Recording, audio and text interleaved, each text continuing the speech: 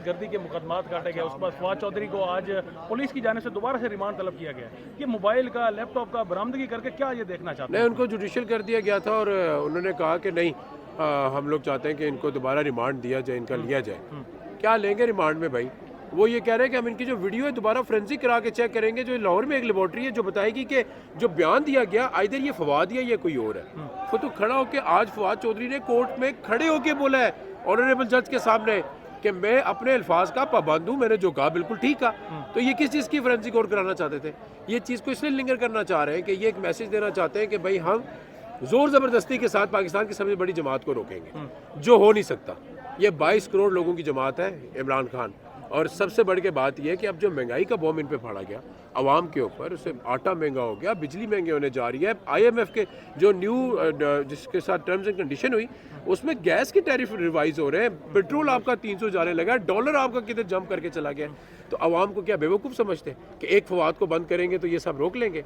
अभी सब भी फवाद बनेंगे, अभी सब भी इमरान बनेंगे और यकीनन इनके लिए हालात मुश्किल हो जाएंगे। तो गिरफ्तारी की खबरें जिस तरह से आ रही हैं खान साहब की, यकीनन है इनके पास सिवाय इमरान खान को गिरफ्तार या इमरान खान को रास्ते से हटाने के अलावा क्या गवर्नमेंट में आने का 1% भी चांस है? अगर होता तो ये कभी ऐसे ना करते। सर जरदारी के बारे में क्या कहेंगे? खान साहब ने कल उन पे भी इल्ज़ाम लगाया है कि वो यकीनन मरवाने, बिल्कुल जी। जरदारी का ट्रैक रिकॉर्ड क्या है?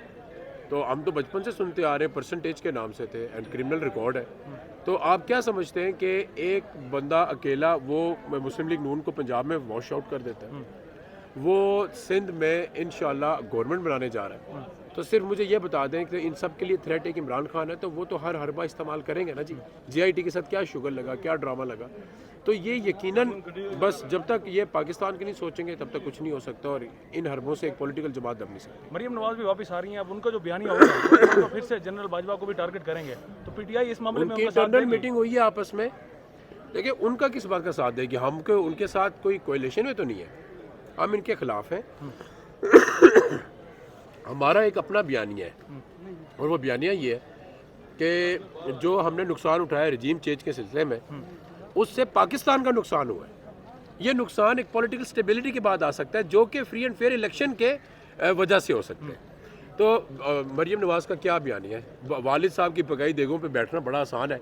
उन्होंने इंटरनल मीटिंग की कि वो आ रही है तो हम रैली लेके जाएंगे। उन्होंने कहा हालात बड़े ख़राब है, रैली का नाम ना ले, बाहर ही को अपने लोगों को पे करा के कैंप लगा दे। तो ये लोग बेहतर तरीके से जानते हैं। अगला कौन तैयार है पाकिस्तान तहरीक इंसाफ का जेल जाने के लिए? उनको पुलिस या इनकी जानिब से हर बार मेरे नज़दीक अगर उन्हें ऐसे हरबे ही उल्टे सीधे करने तो हम सब तैयार हैं जी, बिल्कुल तैयार है। सबसे आगे मैं और मेरे साथ जितने साथी दाएं बाएं जितनी लीडरशिप है सब तैयार है।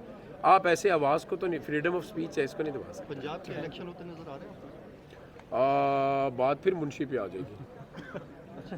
बात मुंशी पे आ जाएगी। अगर इलेक्शन होते हैं और तो साहब दोबारा से आपके साथ बैठते, ये तो देन एंड देयर डिसाइड होगा। नहीं नहीं नहीं, ये तो देन एंड देयर के है। लेकिन अच्छी बात क्या है?